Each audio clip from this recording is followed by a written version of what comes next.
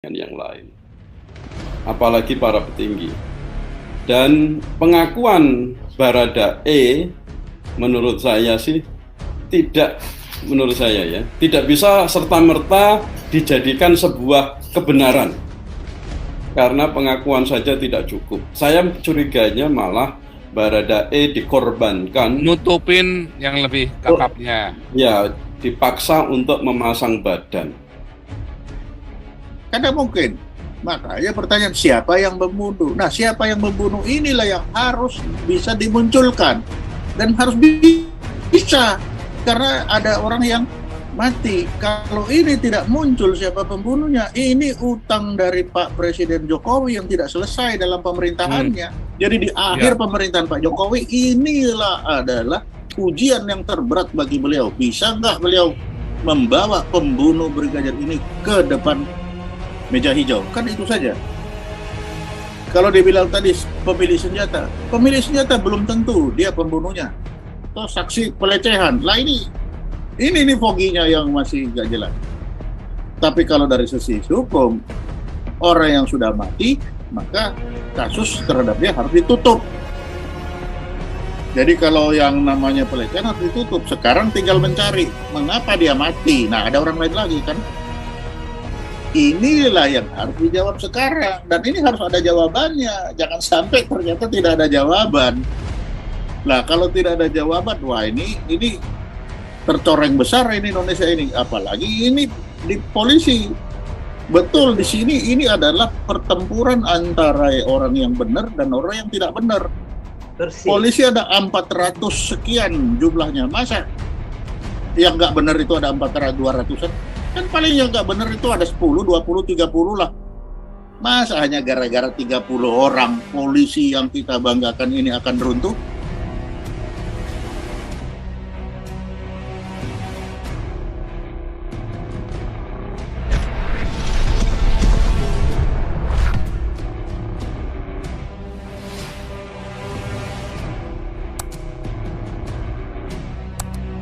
Ada diplomat kita dari Belgia ini, Pak. Ada diplomat dari Belgia mau ikut bicara ini, Pak. Ya. Silakan diplomat Belgia. Haleluya. Wah, luar biasa. Selamat. Wah. Ini Om Gantengnya mana nih, Om Ganteng nih? Pak Sulaiman Ponto, Pak Kanjeng Nabi.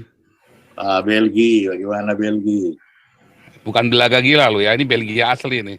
Ya. Memang dari Belgia beneran ini, masih siang di sana toh? Beneran. Sore. Ya, masih sore. Ya, salam. Ya, salam. Saya mau bilang begini, kita ini sedang dipertontonkan dari dusta kepada dusta yang lain.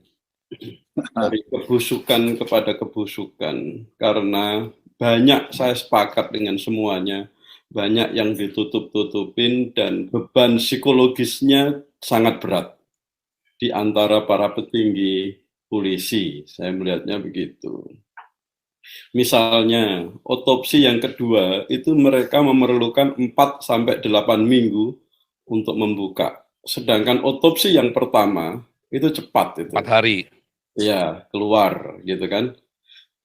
Kalau waktunya lama begini rentangnya, itu akan dimungkinkan terjadi hal-hal yang lebih tidak jelas. Karena kita ini seperti kasus ini kan diaduk-aduk sedemikian rupa, dibentuk sini, digoreng sana, nanti tahu-tahu gosong, udah nggak kelihatan lagi bentuk aslinya gitu. Dan rasanya sih saya punya feeling begini, sesama polisi itu mau saling melindungi satu dengan yang lain. Apalagi para petinggi. Dan pengakuan Baradae menurut saya sih tidak, menurut saya ya, tidak bisa serta-merta dijadikan sebuah kebenaran. Karena pengakuan saja tidak cukup. Saya curiganya malah Baradae dikorbankan, nutupin yang lebih kakapnya. Ya, dipaksa untuk memasang badan supaya tidak kelihatan apa yang sesungguhnya terjadi di balik itu semua gitu. Jadi kalau saya sih sikap saya terhadap berita-berita di media saya menjaga jarak dari berita-berita itu, coba mengamati dan mencerna apa sih yang sebenarnya terjadi. Karena ini kan yang melakukan, diduga yang melakukan polisi, korbannya polisi, yang menyelidiki polisi, dan yang membentuk tim khusus ini kan Pak Kapolri sendiri, gitu kan. Jadi bulet aja di sekitaran polisi gitu, walaupun ada Komnas HAM di situ, gitu kan. Tapi tekanannya sangat berat sekali. Kalau saya jadi Pak Presiden, mungkin Pak Presiden sendiri yang akan bentuk tim khusus lah ini. Kalau Presiden terlalu tinggi, mungkin Menko Polhukamnya yang menangani ini. Kira-kira begitu Pak Ponto. Jadi ini carut marut, aduk-aduk sana sini, jadi membuat masyarakat ini gelisah dan rasanya rasa trust, kepercayaan kepada lembaga-lembaga ini agak mengkhawatirkan. Begitu Pak Ponto ya. Luar biasa diplomat Belgia kita. Ya, sebelum kita kembali ke Pak Ponto, tolong teman-teman yang di live YouTube sudah 2,4 kilo, tolong di-subscribe dong. Nanti kalau nggak di-subscribe, nanti saya kasih Glock nanti. Oke, silakan Pak Ponto. Glock apa golok? Golok. Ini namanya Jaka Sembung bawa Glock. Nah, Jaka Sembung bawa Glock ini. Oh, tapi sebentar ini ada Wonder Woman ini. Ini biasanya bawa ini nih, Wonder Woman satu lagi ya. Wonder Woman silakan. Wah, ini Wonder Woman ngeri nih. Ya, shalom semuanya. Ya, halo Bu Wonder Woman, kemarin dicariin orang banyak loh. Lagi masalah wanita itu. Masalah jilbab itu. Oh gitu ya. Iya, sama poligami. Iya. Oke, lanjut. Oh ya, waduh. Selamat malam juga Pak Ponto. Selamat malam. Ya, selamat malam semua teman-teman yang ada di Zoom. Malam ini saya kayaknya baru muncul lagi ini ya. Tadinya saya dengar-dengar, tetapi terpaksa juga harus masuk untuk bicara, Pak Ponto. Yes, ya. Apa itu? Oke, begini Pak, sebagai rakyat jelata ya Pak, saya melihat kasus ini seperti yang tadi Bapak Belgia ngomong ini, kita dipertontonkan dengan suatu dagelan, dengan suatu suatu permainan yang sangat-sangat tidak berkelas Pak. Jadi kami rakyat itu menunggu ya kinerja dari mereka-mereka ini yang seharusnya bekerja dengan integritas tinggi. Itu ya Pak. Nah, ada beberapa pertanyaan yang cukup membuat kepala saya ini nyut-nyut ya Pak. Satu, kasus ini mengapa Pak Presiden begitu serius Pak dengan kasus ini? Sebab kalau ada kejadian-kejadian yang lain, kelihatannya Pak Presiden tidak serius seperti ini, Pak. Itu jadi pemikiran saya. Satu, kedua, otopsi yang dilakukan baik oleh kepolisian dan Komnas HAM dan siapa lagi, Pak. Nah, kira-kira di antara segitu banyak otopsi itu, mana yang akan dijadikan patokan, Pak, untuk menentukan kebenarannya? Itu ya, Pak. Ya. Next adalah begini, kalau saya rakyat jelata berpikir, sebetulnya case ini kita hanya melihat kalau skopnya kecil ya, Pak. Saya hanya melihat begini, sebagai rakyat jelata. Ini adalah perang antara satu pihak yang ingin menegakkan kebenaran dan satu pihak yang betul-betul dengan sekuat power dia untuk menegakkan dusta yang dibikin seakan-akan dusta itu menjadi satu kebenaran. Jadi perang antara kebenaran melawan dusta itu pasti. Nah, sederhananya kita dituntut untuk jadi orang-orang yang gentleman ya Pak. Contoh, beranikah kita jujur dengan diri sendiri? Kenapa saya ngomong begitu? Contoh, saya menembak misalnya membunuh ayam atau membunuh kucing. Saya kan tahu, saya yang melakukan. Persoalannya, berani nggak saya mengaku? Yes, saya melakukan. Dengan segala konsekuensi. Nah, jiwa ini yang saya lihat tidak ada, Pak. Sebetulnya itu mudah. Saya berani berbuat, saya berani bertanggung jawab. Jadi akhirnya karena semua tidak berani punya jiwa besar, tidak berani punya jiwa mengaku kesalahan, akhirnya diputer, dimainkan sampai kita rakyat sampai kepalanya sampai sakit juga Pak lihatnya. Kenapa? Sorry kalau saya bilang terkesan pengecut. Saya berbuat, saya tanggung jawab. Saya mencuri, berani nggak saya jujur mengakui bahwa yes, saya mencuri dengan segala konsekuensi. Kasus ini pun begitu. Siapa yang menyuruh? Berani nggak saya tantang orang yang bersangkutan mengatakan yes, saya yang menyuruh. Saya siap dipenjarakan, saya siap dituntut pengadilan. Adakah seperti itu? Ini kan tidak terlihat, Pak. Otopsi ke sana, ke sini, ke sana. Jadi seakan-akan ini seperti apa ya? Udah bukan manusia lagi tuh, benda apa yang digiring ke sana kemari. Bagi saya ini sangat tidak apa ya? Tidak enak dilihat dan tidak enak didengar, Pak. Seperti Pak, kalau kita lihat ya, awal-awal jenazah itu sudah dikuburkan, digali lagi, dikuburkan secara militer. Kok bisa, Pak? Kenapa waktu awal aja tidak dikubur secara militer? Jadi saya sebagai Raja Jelata berharap ini bekerja profesional ya Pak.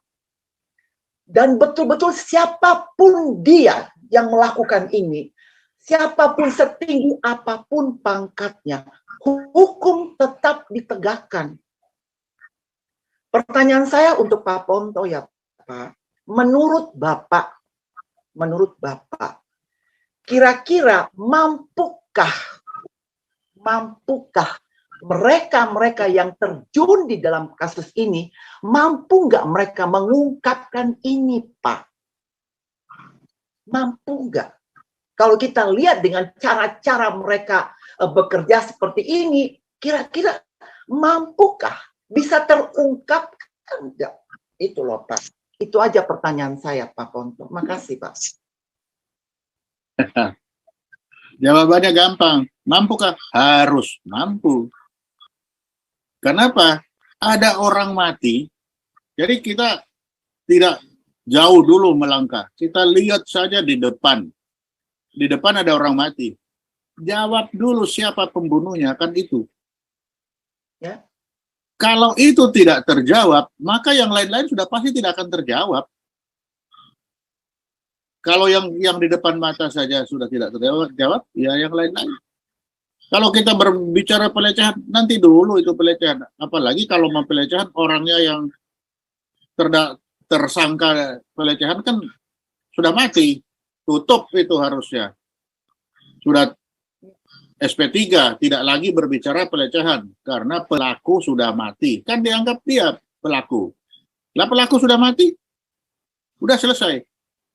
Tapi bukan berarti pelaku selesai, pelecehan selesai, pelaku sudah mati, lalu pelecehan selesai. Orang mati bukan karena dilecehkan.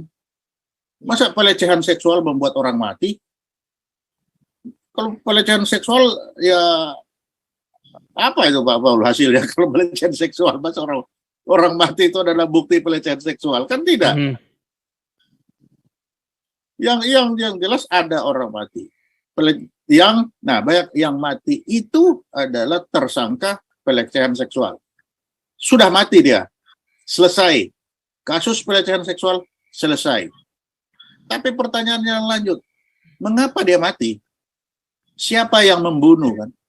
Apakah pelecehan seksual itu akan membuat orang mati?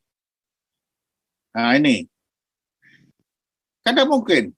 Makanya pertanyaan siapa yang membunuh? Nah, siapa yang membunuh inilah yang harus bisa dimunculkan dan harus bisa karena ada orang yang mati. Kalau ini tidak muncul siapa pembunuhnya, ini utang dari Pak Presiden Jokowi yang tidak selesai dalam pemerintahannya. Jadi di akhir pemerintahan Pak Jokowi inilah adalah ujian yang terberat bagi beliau. Bisa nggak beliau membawa pembunuh brigadir ini ke depan meja hijau? Kan itu saja.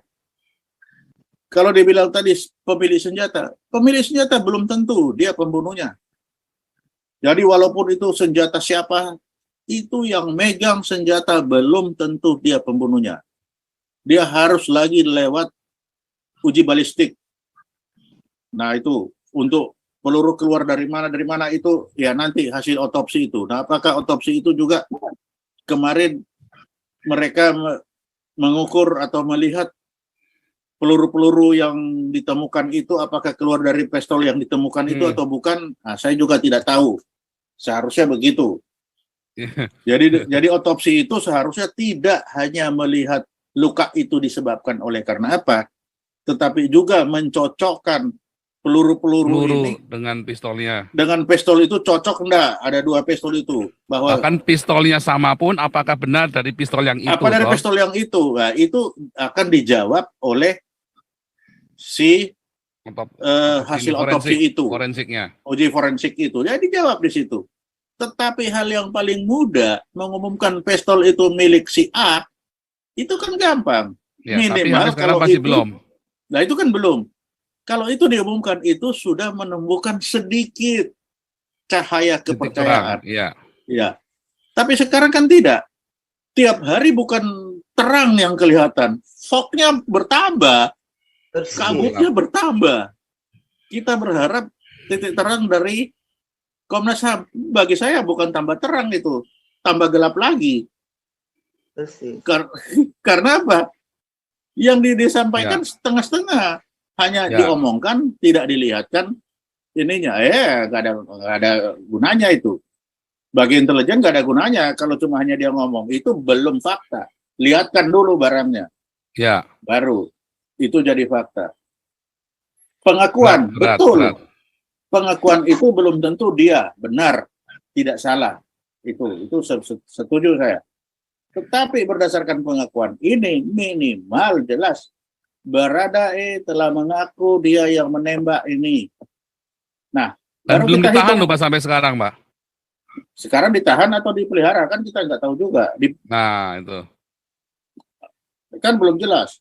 Kalau itu langsung diumumkan, dia mengaku telah ini pistol milik dia. Nah, tersangkakan dulu. Nah, sekarang tinggal dilihat. Saya tidak tahu apa persyaratan tersangka itu, apa saja. Karena sampai hari ini Baradae itu kedudukannya itu adalah saksi. Padahal katanya mulai minggu lalu kasus ini sudah naik ke penyidikan. Naik ke penyidikan, tapi tersangkanya belum ada. Yang ada saksi. Nah, saksi yang ada ini saksi apa ini? Saksi tembak-menembak atau saksi pelecehan? Lah ini foginya yang masih nggak jelas. Tapi kalau dari sisi hukum, orang yang sudah mati, maka kasus terhadap dia harus ditutup. Jadi kalau yang namanya pelecehan harus ditutup. Sekarang tinggal mencari mengapa dia mati. Nah, ada orang lain lagi kan? Inilah yang harus dijawab sekarang. Dan ini harus ada jawabannya. Jangan sampai ternyata tidak ada jawaban. Nah, kalau tidak ada jawaban, wah ini tercoreng besar ini Indonesia ini. Apalagi ini di polisi. Betul, di sini ini adalah pertempuran antara orang yang benar dan orang yang tidak benar. Polisi ada 400 sekian jumlahnya. Masa yang nggak benar itu ada 200-an? Kan paling yang nggak benar itu ada 10, 20, 30 lah. Masa hanya gara-gara 30 orang polisi yang kita banggakan ini akan runtuh? Oh, baru ditahan tadi malam, Pak. Lah kan itu. Ditahan tadi malam, Pak. Sudah ditahan belum? Baru tadi malam. Nah, saya belum lihat baru itu. Baru ini ada di dalam beritanya, ada di Insulteng apa ini? Apa itu? Sulteng, Sulawesi Tengah. Sulteng.com. Tapi kan belum ada pengumuman resmi. Belum ada. Makanya kan tadi saya berpikir nggak ditahan. Cari-cari itu apa ditahan atau ini nggak ada, Pak. Beritanya nggak ada semua. Pernah 4 hari yang lalu masuk berita tapi udah disanggah. Jadi ini jadi terlalu aneh biasanya ya. Kenapa kalau memang tersangka atau memang dia sudah mengaku kan harusnya langsung ditahan kalau memang dia mengaku toh. Nah, itu. Makanya itulah yang menyebabkan ini foginya bertambah bukan berkurang. Foginya terlalu bertambah. Iya, benar. Jadi ini bertambah terus. Lanjut dulu nih Pak Suara dan Pak